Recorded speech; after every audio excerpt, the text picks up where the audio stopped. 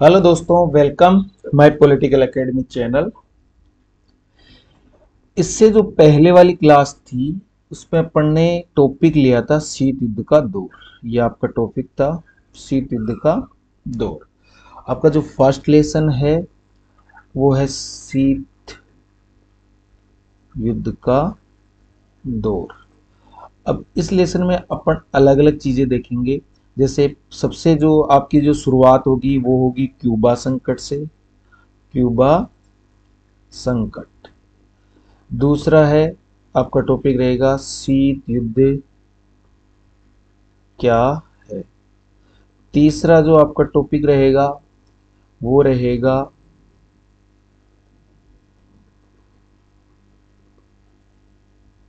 एक मिनट।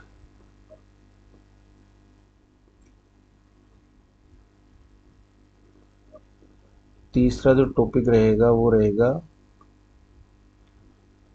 दो ध्रुवीयता का प्रारंभ या आरंभ। ठीक है। चौथा जो अपना इस लेसन के टॉपिक से बता रहा हूं मैं। तो पहला क्यूबा संकट, दूसरा शीत युद्ध का दौर, वो शीत युद्ध क्या है। तीसरा रहेगा दो ध्रुवीयता का अंत। फिर रहेगा आपका शीत युद्ध के दायरे। कौन सा रहेगा? शीत युद्ध के दायरे। पांचवा जो आपका टॉपिक रहेगा वो रहेगा शीत युद्ध का घटनाक्रम। ठीक है।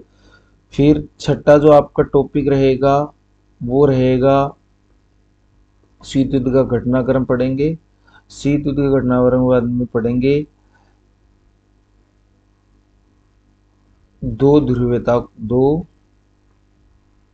ध्रुवीयता को चुनौती, यानी कि गुट निरपेक्षता।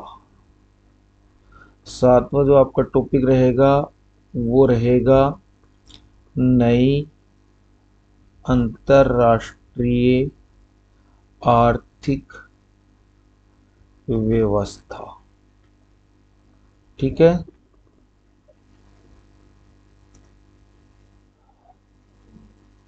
व्यवस्था के बाद में आपका आठवां जो टॉपिक रहेगा वो रहेगा भारत और विश्व युद्ध, वो शीत भारत व शीत युद्ध। फिर आपका नौवां जो टॉपिक रहेगा निशस्त्रीकरण। निशस्त्रीकरण के संबंध में संधियां, जो क्या क्या संधियां हुई थी। ठीक है। ये आपके 9 टॉपिक रहेंगे। यानी कि इस लेसन में अपन नोट देखो, जब अपन किसी भी चीज को पढ़े। अब मैं इसको एक बार कर देता हूं।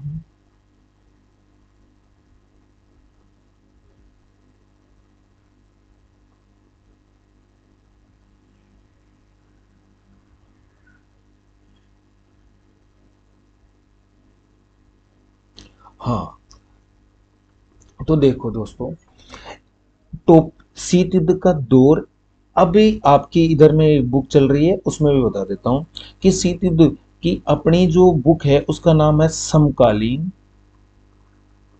विश्व राजनीति। क्या है? समकालीन विश्व राजनीति, ये किताब का नाम है। तो जब समकालीन विश्व राजनीति की शुरुआत होती है शीत युद्ध के अंत से। तो फिर ये लेसन क्यों पढ़ाया जा रहा है आपको? ये लेसन इसलिए पढ़ाया जा रहा है कि शीत युद्ध के अंत से विश्व समकालीन विश्व की राजनीति शुरू होती है। तो उससे पहले ऐसे क्या घटनाक्रम हुए कि शीत युद्ध के दौर, आपकी इस किताब में भी दे रखा है, शीत युद्ध की समाप्ति को समकालीन विश्व राजनीति की शुरुआत की तरह देखा जाता है। यही समकालीन विश्व राजनीति इस पुस्तक की विषय वस्तु है। यानी कि शीत युद्ध की समाप्ति को समकालीन विश्व की राजनीति की शुरुआत की तरह देखा जाता है। तो ये टॉपिक क्लियर हुआ कि सबसे पहला क्वेश्चन तो अपने स्टूडेंट्स के दिमाग में यह आना चाहिए कि समकालीन विश्व राजनीति अपनी बुक है उसमें है क्या, क्या क्या टॉपिक हैं, क्या क्या उसकी विषय वस्तु है। तो जब तक आपकी ये चीजें समझ में नहीं आएगी, तो सबसे पहले अगर अपन लेसन पढ़ रहे हैं तो सबसे पहले अपन जानने की कोशिश करें कि अपनी बुक का नाम क्या है, उसके जो लेसन है वो उसकी विषय वस्तु है वो क्या है, इंडेक्स क्या है, कौन कौन से लेसन हैं, उनके नाम अपन को पता होना चाहिए। फर्स्ट लेसन अपना शीत युद्ध का दौर। तो शीत युद्ध की दौर की शुरुआत, जबकि हम तो समकालीन विश्व पढ़ रहे हैं, तो समकालीन विश्व की शुरुआत तो कब होती है, शीत युद्ध की समाप्ति के बाद में होती है। तो इसका मूल उद्देश्य यह है कि आप समकालीन विश्व राजनीति की शुरुआत से पहले का घटनाक्रम भी पढ़े कि शीत युद्ध क्या था, दो महाशक्तियां कौन सी थी, किन महाशक्तियों के बीच में ये लड़ा गया है, किन आधारों पर लड़ा गया, कि ये विचारधारात्मक युद्ध था, इसको शीत युद्ध क्यों कहते हैं, इसमें क्या संघर्ष नहीं हुए थे। तो ये सारे क्वेश्चंस के जवाब अपन को यहां देखने को मिलेंगे। ठीक है, तो अब आगे अपन लेसन की ओर बढ़ते हैं। अब आपका जो फर्स्ट टॉपिक चलता है, जो आपका फर्स्ट टॉपिक जो चलता है वो चलता है यहां से, देखो, क्यूबा का मिसाइल संकट, वेरी इंपॉर्टेंट। अब देखो कि क्यूबा का मिसाइल संकट, तो इसमें अपन को कौन कौन से तथ्य याद रखने हैं। तथ्य, पहले फैक्ट्स, जब तक ये याद नहीं होंगे तब तक अपन को क्यूबा का मिसाइल संकट क्या क्या याद रखने हैं। इसमें फर्स्ट कि क्यूबा की स्थिति, ठीक है, क्या चाहिए, एक तो क्यूबा की स्थिति का पता रहना है, यानी क्यूबा स्थित कहां है, क्यूबा देश की अवस्थिति ग्लोब में कहां है।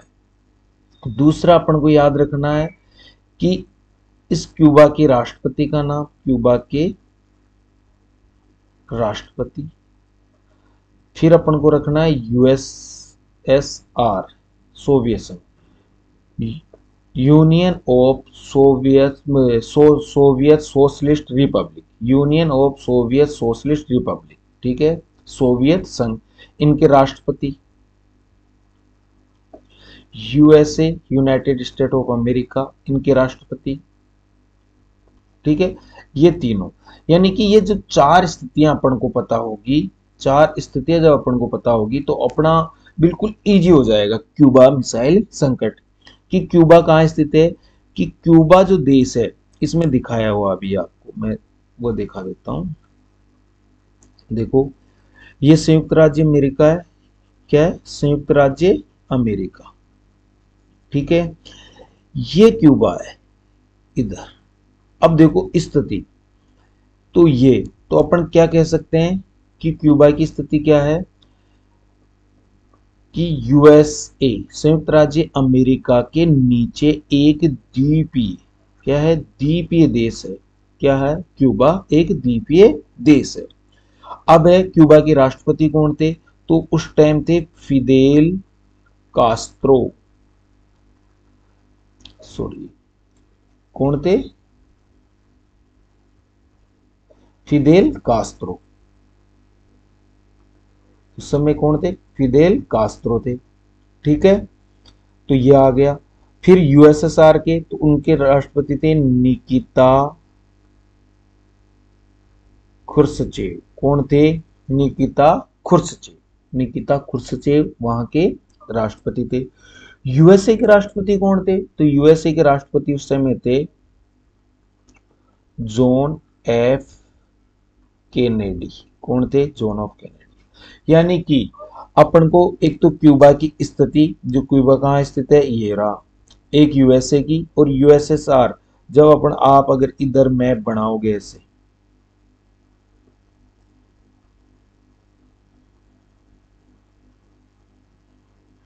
ये यूरोप मान लो, तो ये जो स्थित इधर, ये था यूएसएसआर। अब मैं आपको समझा देता हूं, ठीक है। हुआ क्या था, अब देखो आपकी जो पुस्तक का घटनाक्रम है ना, वो हुआ ये था कि अप्रैल 1961, अप्रैल 1961 में सोवियत संघ के राष्ट्रपति जो निकिता खुर्सचेव, सोवियत संघ के जो राष्ट्रपति थे निकिता खुर्सचेव, उनको ऐसा लगा कि अमेरिका क्यूबा पे आक्रमण करके या क्यूबा से युद्ध करके वहां का क्या कर सकता है, तख्तापलट कर सकता है। अब क्यूबा क्यों यूएसएसआर के लिए या सोवियत संघ के लिए वो था, क्योंकि क्यूबा के जो राष्ट्रपति थे फिदेल कास्त्रो, ये साम्यवादी यानी कि रूस से सोवियत संघ से प्रभावित थे। किससे? सोवियत संघ से ये प्रभावित थे, यानी कि साम्यवाद के ये कट्टर समर्थक थे फिदेल कास्त्रो। और इन्होंने यहाँ साम्यवाद की स्थापना कर रखी थी और इससे सोवियत संघ से प्रभावित थे। क्यों प्रभावित थे? एक तो इनको आर्थिक मदद मिलती थी, एक इनको कूटनीतिक मदद मिलती थी, सपोर्ट मिलता था। तो इसलिए सोवियत संघ क्या हुआ, क्यूबा को लेकर चिंतित हुआ। अप्रैल 1961 में निकिता क्रुश्चेव या सोवियत संघ के जो नेता थे वो चिंतित हुए कि कहीं संयुक्त राज्य अमेरिका किस पे आक्रमण नहीं कर दे, क्यूबा पे आक्रमण करके तख्ता पलट करके या साम्यवादी शासन को उखाड़ के ना फेंक दे। ठीक है।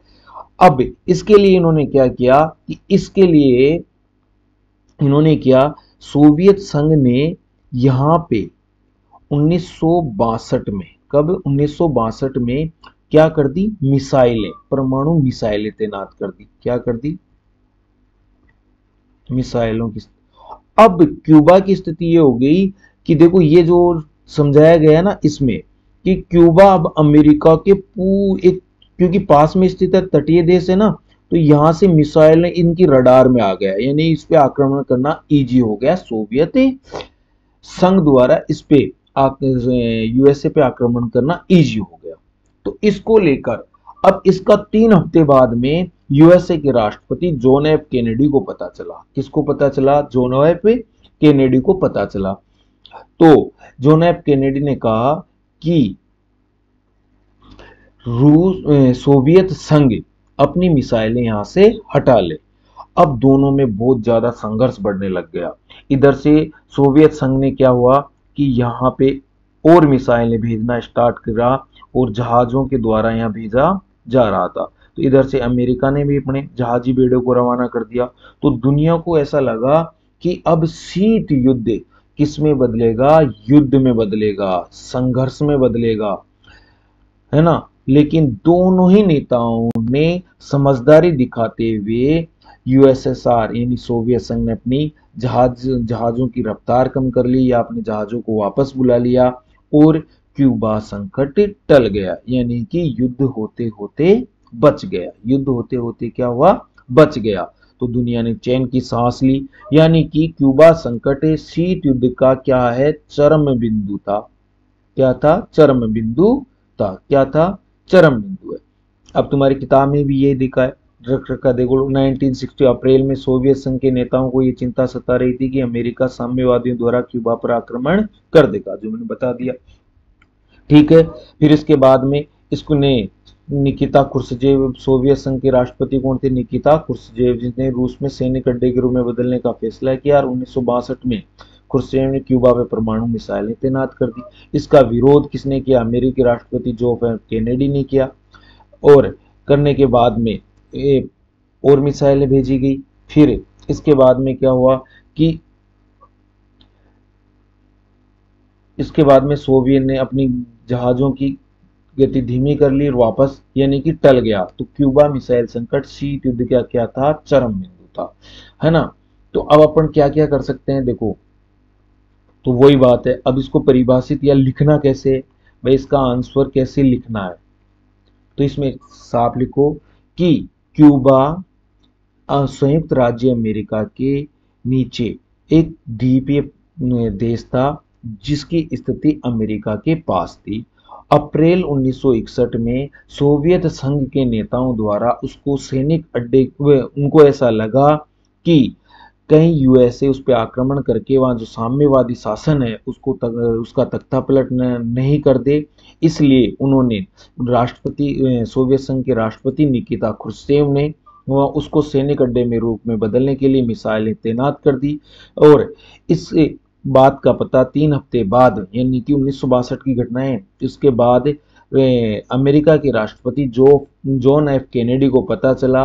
तो उन्होंने कहा कि सोवियत संघ इससे अपनी मिसाइलें हटाए, है ना। लेकिन युद्ध क्यूबा को लेकर दोनों ही महाशक्तियों के बीच में संघर्ष की स्थिति बन गई। दोनों ही अड़ गए, लेकिन बाद में दोनों ही नेताओं ने, किन्होंने? जॉन एफ कैनेडी और निकिता क्रुश्चेव की समझदारी से युद्ध टल गया और उनकी सोवियत संघ ने अपने जहाज़ों की गति धीमी कर ली और अमेरिका भी पीछे हट गया। इस प्रकार से जो संघर्ष की स्थिति बनी हुई थी वो टल गई और युद्ध, जो शीत युद्ध युद्ध में बदल रहा था, वो टल गया। तो ये चरम बिंदु कहलाता है। किस कौन, यानी कि अपने क्वेश्चन पूछ ले कि शीत युद्ध का चरम बिंदु कौन है, तो क्यूबा संकट क्या है? क्यूबा संकट कब हुआ? 1962 में। कब हुआ? 1962 में। क्वेश्चन पूछा जा सकता है क्यूबा के राष्ट्रपति कौन थे? फिदेल कास्त्रो थे। यूएसए के राष्ट्रपति कौन थे? जॉन एफ कैनेडी थे। यूएसएसआर यानी सोवियत संघ के राष्ट्रपति कौन थे? तो वो कौन थे? निकिता खुश्चेव थे। फिर उसके बाद में पूछा जा सकता है कि सोवियत संघ ने क्यूबा पे मिसाइलें तैनात क्यों की? तो क्योंकि कारण इसका ये था कि सोवियत संघ के नेताओं को या उनके राष्ट्रपति को ऐसा लगा कि अमेरिका क्यूबा पे आक्रमण करके वहां से साम्यवादी सरकार को समाप्त कर सकता है। और क्यूबा ने अपनी यह मिसाइलें तैनात क्यों होने दी? क्योंकि जब वहां के राष्ट्रपति फिदेल कास्त्रो थे, वह साम्यवाद से प्रभावित थे और वह सोवियत संघ से आर्थिक मदद लेते थे, कूटनीतिक मदद लेते थे। तो इस प्रकार से अपन ने देखा कि क्यूबा मिसाइल, तो वही बातें हैं क्यूबा, इस प्रकार से अपन याद कर सकते हैं। यानी कुछ फैक्ट्स याद रखें, कुछ तथ्य याद रखें तो अपन आराम से इसको लिख सकते हैं। अब आपका सेकंड जो है वो आता है,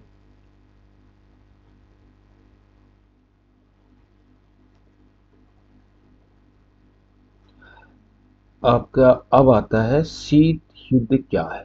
हेडिंग आती है आपके लेसन की, शीत युद्ध क्या है, ये क्वेश्चन आता है।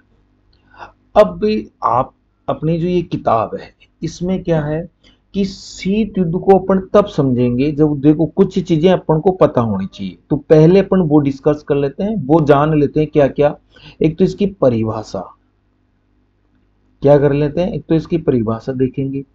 दूसरा इसका अपन देखेंगे कि इसका वर्णन किस कर सकते हैं कि क्या घटनाक्रम क्या हुआ, यानी कि क्या इस शीत युद्ध की शुरुआत क्यों हुई, अपन ऐसे कह सकते हैं शुरुआत क्यों। ठीक है, फिर इसी में अपन देखेंगे कि किस प्रकार से शुरुआत क्यों हुई।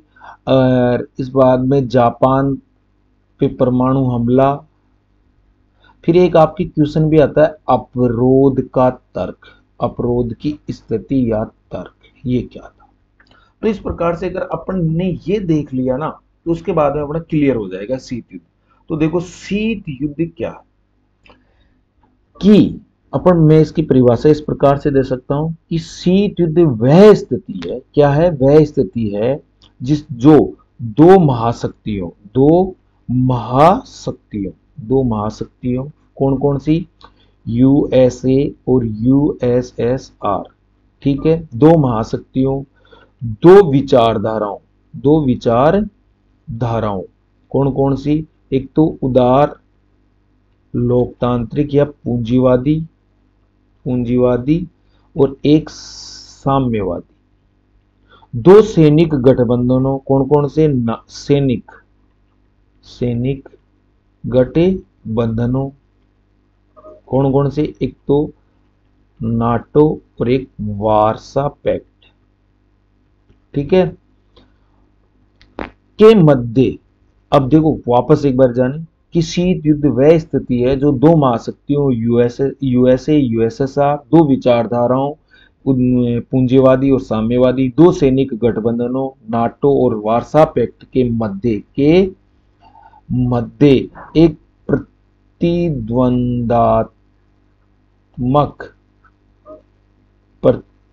प्रतिस्पर्धात्मक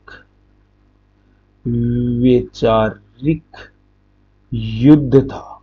ठीक है, इसे क्या कहा गया, शीत युद्ध। शीत युद्ध वह स्थिति है जो दो महाशक्तियों, दो विचारधाराओं, दो सैनिक गठबंधनों के मध्य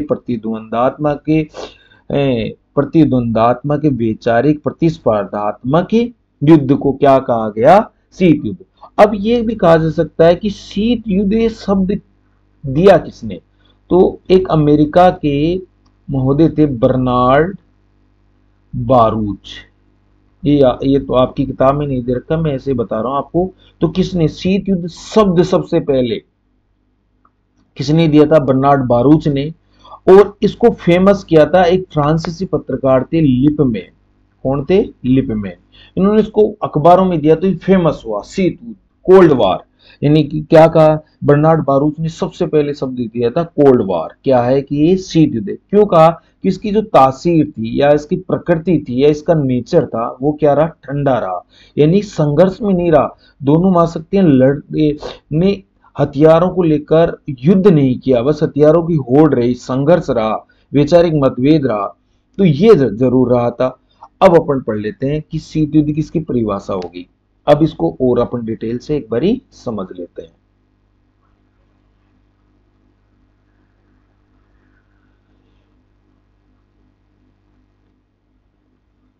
हाँ, तो अब इसको अपन समझ लेते हैं। अब देखो, अब इसको अपन समझें तो शीत युद्ध क्या है, आपका टॉपिक है, तो इसकी परिभाषा होगी।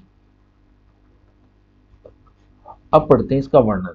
हुआ है कि शीत युद्ध, देखो, अपना प्रथम विश्व युद्ध हुआ था। प्रथम विश्व युद्ध कब हुआ था? 1914 से लेकर 1918 के मध्य में लड़ा गया।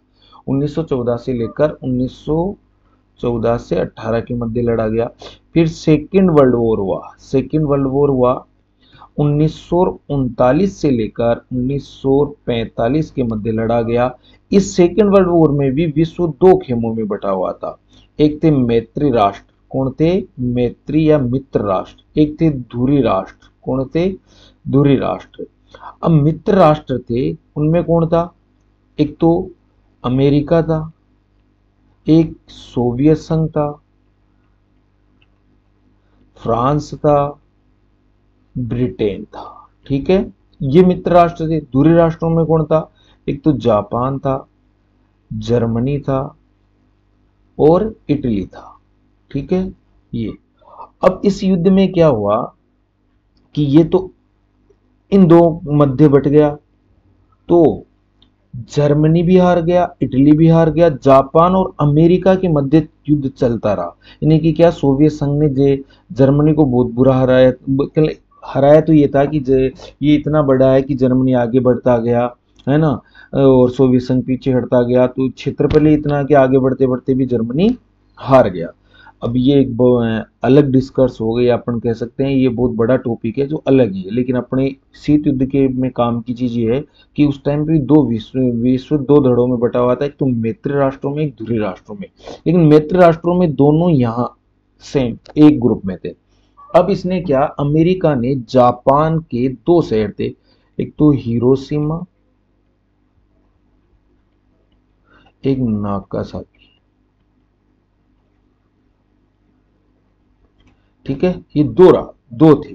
ये देखो आपके यहाँ पे भी है, जापान के हिरोशिमा और नागासाकी, ये दो शहर थे, हिरोशिमा और नागासाकी।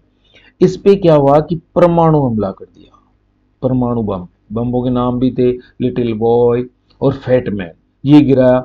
जैसे ही इसने परमाणु हमला किया या परमाणु बम का प्रयोग किया, तो विश्व में अमेरिका महाशक्ति के रूप में बदल गया।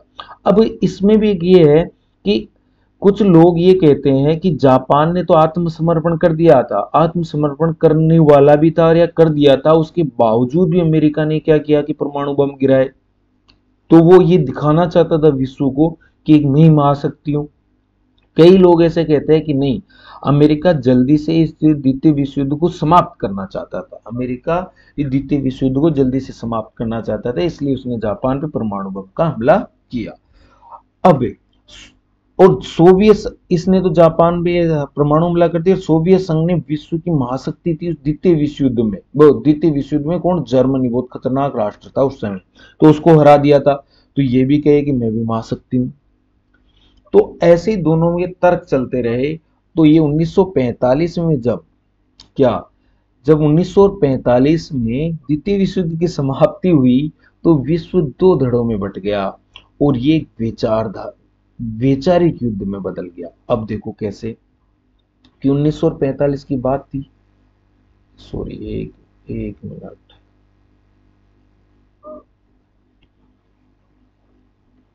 हाँ, तो 1945 की बात थी। विचार, अब क्या हुआ कि विश्व दो विचारधाराएं, विचारों में कैसे कि दो ग्रुप, एक तो उदार, अपन कह सकते हैं लोकतांत्रिक, या पूंजीवादी, या पूंजीवादी। दूसरा था समाजवाद या साम्यवादी।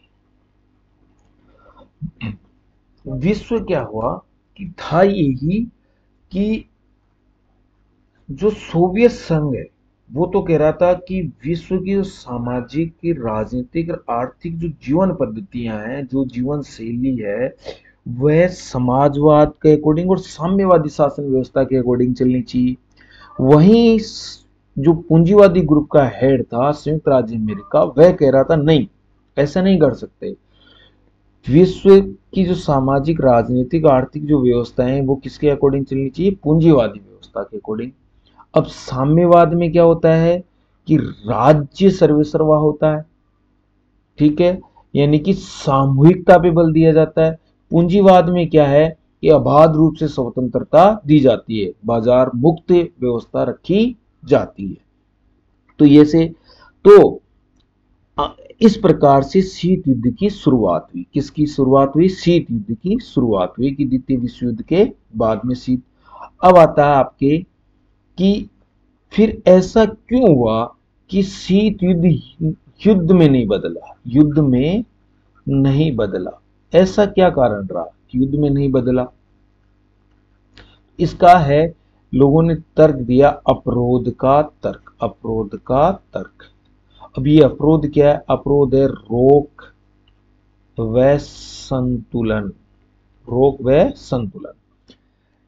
इसका मतलब ये है, अपरोध का मतलब देखो, शब्दावली, राजनीति विज्ञान एक ऐसा सब्जेक्ट है जिसकी अगर शब्दों का अर्थ अपन को पता चलते गया और घटनाक्रम सेट होता गया दिमाग में, तो अपन को पॉलिटिकल बिल्कुल बहुत अच्छा सब्जेक्ट है, बहुत ही शानदार समझ में आएगा। और अपन ने घटनाएं याद करी, शब्दों के अर्थों पे ध्यान नहीं दिया, तो लिखते टाइम बहुत दिक्कत आती है फिर। तो अपरोध का, इसका अर्थ पहले ये था कि रोक और संतुलन।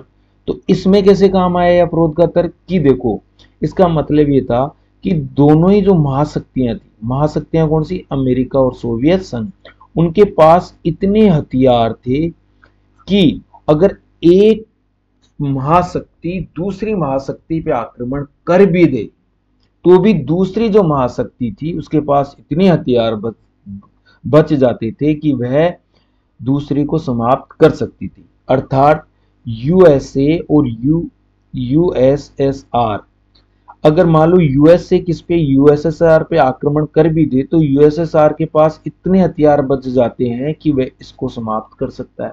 यानी कि दोनों में ही क्या था, दोनों में ही क्या था कि हथियार दोनों के पास इतने थे कि दोनों एक दूसरे को समाप्त कर सकती थी। और आपकी किताब में भी इसको मैं आपको एक बार दिखा देता हूं, देखो ये रहा। परमाणु युद्ध की सूरत में दोनों पक्षों का इतना नुकसान उठाना पड़ेगा कि उनमें से विजेता कौन है यह तय करना असंभव होगा। अगर कोई एक शत्रु पर आक्रमण करके उसके परमाणु हथियारों को नाकाम करने की कोशिश करता, तब भी दूसरे के पास उसे बर्बाद करने लायक हथियार बच जाएंगे। इसे क्या कहा गया? अपरोध और अपरोध का तर्क कहा गया। यानी कि यह परिभाषा है इसकी, अपरोध के तर्क की। कौन सी परिभाषा है? अपरोध के तर्क की यह परिभाषा है। ठीक है, फिर इसके बाद में आगे पढ़ते हैं अपन। तो ये अपरोध का तर्क, ठीक है। इस प्रकार विश्व, ये अपन शीत युद्ध को क्या कर सकते हैं? परिभाषित कर सकते हैं। अब आप क्या आता है, तो ये अपरोध का तर्क, यानी कि अपन को देखो अब इसमें क्या क्या पढ़ना पड़े। ए, शुरुआत क्या थी? शीत युद्ध क्या है, शीत युद्ध क्या है? तो इसमें अपन ने पढ़ा एक तो परिभाषा, तो शीत युद्ध की परिभाषा वही, दो विच दो विचारधाराओं, दो महाशक्तियों, दो विचारधाराओं, दो सैनिक गठबंधनों द्वारा एक प्रतिस्पर्धात्मक, प्रतिद्वंदात्मक संघर्ष की स्थिति, विचारधारात्मक संघर्ष की स्थिति को क्या कहा गया? शीत युद्ध कहा गया। बर्नार्ड बारूच ने इसका सर्वप्रथम प्रयोग किया था, शीत युद्ध शब्द का, कोल्ड वॉर का। उसको फेमस किसने किया था? लिपमैन ने किया था। फिर इसका वर्णन कि विश्व दो महायुद्ध में, द्वितीय विश्व युद्ध 1939 से 45 के मध्य जो लड़ा गया, उसमें जापान पे अमेरिका ने परमाणु बम का इस्तेमाल करके विश्व के सामने महाशक्ति के रूप में उभरा। उधर जर्मनी को हराकर सोवियत संघ में महाशक्ति के रूप में उभरा। दोनों ही महाशक्तियों के रूप में उभरे, दोनों ही पूरे विश्व में वर्चस्व कायम करना चाहते थे, जो अन्य देशों पे वर्चस्व स्थापित करना चाहते थे। इसके लिए दोनों के मध्य ही एक विचारधारा, ये अपन कह सकते हैं कि ये केवल हथियारों की होड़, या अपन के ये भी कह सकते हैं कि ये केवल तनाव की स्थिति नहीं था, तनाव या संघर्ष इसकी स्थिति नहीं, ये विचारधारात्मक युद्ध भी था, वैचारिक युद्ध भी था। क्योंकि दो विचारधाराओं के मध्य दोनों ही विचारधाराओं को, अपनी विचारधाराओं को अधिक महत्व देते थे कि नहीं, विश्व इसे पूंजीवाद से चलना चाहिए, नहीं विश्व साम्यवाद से चलना चाहिए। इसको लेकर इनके बीच में ज्यादा मतभेद थे, तो दोनों के मध्य ये लड़ा गया। अब आपका थर्ड जो टॉपिक आएगा वो है दो ध्रुवता का प्रारंभ। कौन सा? दो ध्रुवता का आरंभ, यह टॉपिक है। दो ध्रुवता का आरंभ यानी कि दो ध्रुवता का अर्थ क्या है? अर्थ यह है कि विश्व का दो ध्रुवों में या विश्व का दो भागों में विभाजन क्या कहलाता है? दो ध्रुवता कहलाती है। विश्व का दो ध्रुवों में बढ़ जाना। अब वो ध्रुव कौन से थे? एक पूंजीवादी ग्रुप था जिसका हेड कौन था, जिसका प्रमुख देश कौन सा था? संयुक्त राज्य अमेरिका है, जिसका नेतृत्व कौन कर रहा था? संयुक्त राज्य अमेरिका। और दूसरे साम्यवाद का कौन कर रहा था? सोवियत संघ। इन दोनों के मध्य जो विभाजन हुआ है ना, वो क्या कहलाता है? दो ध्रुवता का आरंभ है। इसमें ये पढ़ेंगे अपन कि दो ध्रुवता का आरंभ यानी कि विश्व का दो ग्रुपों में। अब ये स्टार्ट कहां से हुआ? यूरोप से। तो इसको अपन और डिस्कस करेंगे, बहुत अच्छे से करेंगे। इसमें मैं एक आपको काम दे सकता हूं कि आप है ना, जो ये मैप याद कर लें एक बार। देखो ये जो मैप है ना,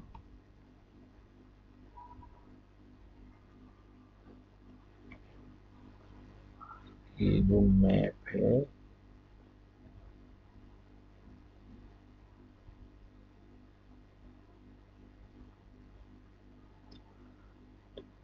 इस मैप को क्या करें आप? याद कर लें।